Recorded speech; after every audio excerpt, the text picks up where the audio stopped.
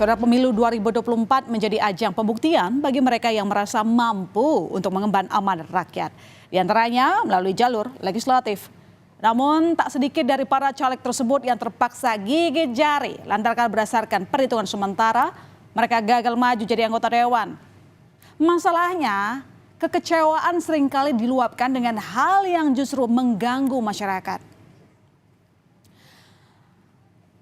Nah, salah satu contohnya yang terjadi di beberapa daerah adalah dengan menutup jalan.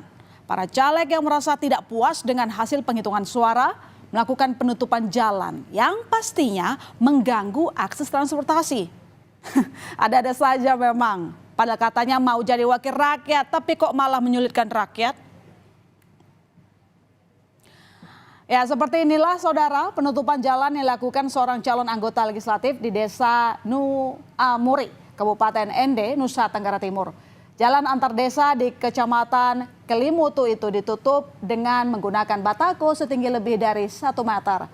Blokade jalan disebut-sebut buntut dari ketidakpuasan seorang caleg yang gagal mendulang banyak suara di wilayah tersebut. Polisi pun berusaha melakukan tindakan persuasif bersama caleg dan simpatisannya guna membuka penutupan jalan. Pasti kita akan lakukan tindakan tegas.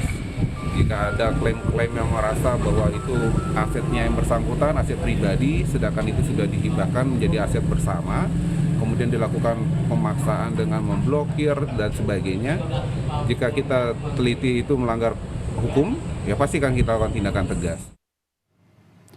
Hal serupa juga terjadi di Kampung Kadu Sereh, Desa Nembol, Kecamatan Mandalawangi, Kabupaten Pandeglang, Banten. Jalan yang merupakan akses satu-satunya untuk menghubungkan ke Kampung Kadu Parahu dan Kampung Sidang Hiang dipenuhi oleh tumpukan batu yang menutup jalan. Penutupan jalan dilakukan oleh caleg ini diduga dilakukan karena ia lantaran tidak mendapatkan atau hanya mendapatkan suara 5 di tempat tinggalnya dan 5 suara di Kampung Sidang Hiang. Sang caleg juga mengaku jalan masyarakat itu berada di lahan milik keluarganya. Setelah berkomunikasi dengan salah satu keluarga caleg, masyarakat dan pihak berwajib kemudian membongkar penutupan akses jalan tersebut. Ya, sementara itu sejumlah orang mengambil kembali tumpukan paving block di Desa Jambewangi, Banyuwangi, Jawa Timur. Sehari setelah pencoblosan, warga yang menyaksikan pengambilan paving block menyatakan paving block itu merupakan bantuan dari seorang calon anggota legislatif DPRD Banyuwangi. Namun, karena perolehan suaranya tak mencapai target, maka bantuan kembali ditarik. Menurut rencana, paving block itu akan dipasang di jalan perkampungan. Selain para caleg yang kemungkinan gagal dan berulah dengan menutup jalan, ada pula yang melakukan tindakan anarkis. Hal itu sungguh disayangkan. Di saat kemungkinan kecil meraih kursi, para caleg tersebut malah justru berurusan dengan polisi. Bahkan tak jarang pula tim suksesnya ikut ribut-ribut.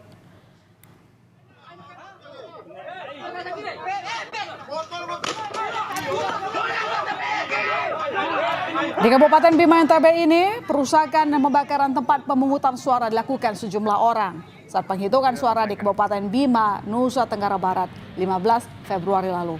Setidaknya 3 TPS dan suara-suara rusak di Kecamatan Parado. Polisi pun menangkap 2 orang dalam kasus perusakan TPS dan logistik pemilu di Kabupaten Bima, Nusa Tenggara Barat.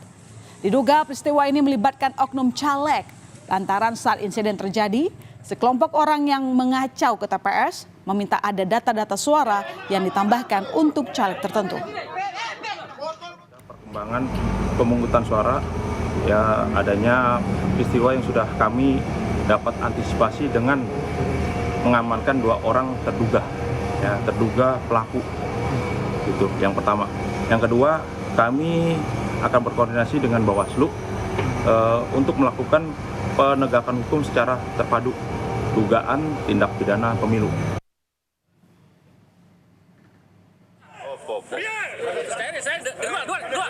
Ya, masa simpatisan seorang caleg juga membuat keributan di Lembar, Lombok Barat, NTB. Mereka memaksa petugas panitia pemilihan kecamatan untuk menghentikan rekapitulasi yang tengah berlangsung.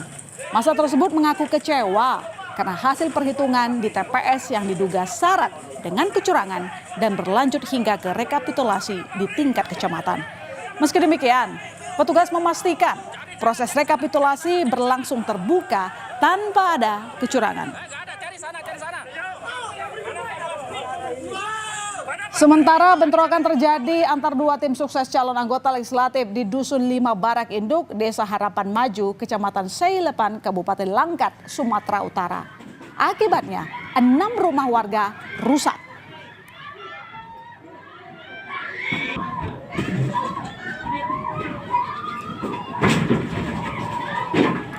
Kejadian itu bermula saat salah satu tim sukses caleg mendatangi rumah tim sukses caleg lain yang dinilai melakukan politik uang atau money politik. Adu mulut pun sempat terjadi antar tim sukses kedua caleg itu. Hingga akhirnya terjadi bentrokan. Dalam peristiwa ini, Polres Langkat mengamankan 12 orang tersangka dan berbagai barang bukti dalam kasus pengerusakan rumah dan pembakaran sepeda motor. Pertarungan berebut suara rakyat rupanya menimbulkan dampak tersendiri bagi para caleg, bahkan tim suksesnya yang tampaknya kemungkinan belum berhasil. Bahkan ada yang mengalami masalah kesehatan fisik ataupun mental.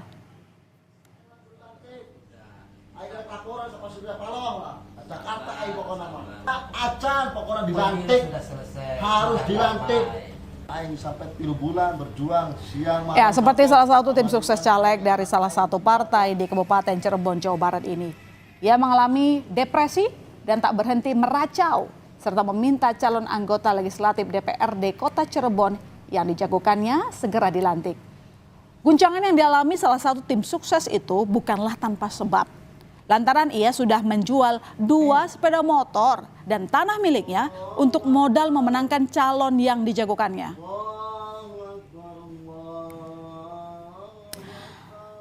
Sejumlah rumah sakit di berbagai wilayah di tanah air jauh-jauh hari telah menyiapkan layanan untuk mengantisipasi adanya permasalahan kesehatan fisik maupun mental bagi para caleg dan yang terkait proses pemilu. Salah satunya di RSUD Taman Sari, Jakarta Barat. 5 anggota tim ses caleg dan 3 anggota kelompok penyelenggara pemungutan suara mendaftar layanan konsultasi kesehatan jiwa di RSUD Taman Sari dan mendaftar sesi screening gangguan mental pasca pemilu. Sesi konsultasi ini dibuka untuk umum untuk mengantisipasi gangguan kejiwaan yang kerap dipicu oleh kondisi pasca pemilu. 100 orang pendaftar yang akan mengikuti penyuluhan dari psikolog, psikiater, dan juga mengikuti tes HRV test ini, Heart Rate Variability Test. Dari 100 target sudah terdaftar 72 orang, 5 diantaranya adalah tim ses caleg, lalu 3 adalah petugas KPPS, dan juga yang lainnya itu adalah masyarakat umum dan tenaga kesehatan. Lapisan pemilu, pasca pemilu, baik itu KPPS maupun juga caleg dan juga tim sukses, kami membuat 2 inovasi terkait dengan layanan kesehatan jiwa. Menjadi wakil rakyat bisa jadi merupakan salah satu cara untuk bisa membantu masyarakat. Namun belum bisa mendapatkan tiket sebagai anggota dewan juga bukanlah akhir dari segalanya. Jika memang tujuannya untuk menjalankan janji-janji politik yang mayoritas untuk kepentingan rakyat, masih banyak cara yang bisa ditempuh.